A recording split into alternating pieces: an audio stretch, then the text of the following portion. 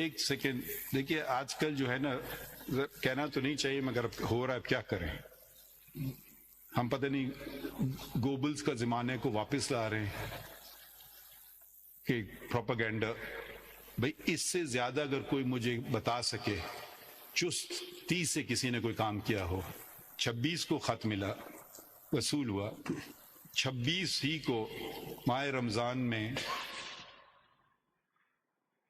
افطاری کے فوراً بعد تمام ججز اسلام آباد ہائی کورٹ بشمول چیف جسٹس کے ساتھ ملاقات ہوئی.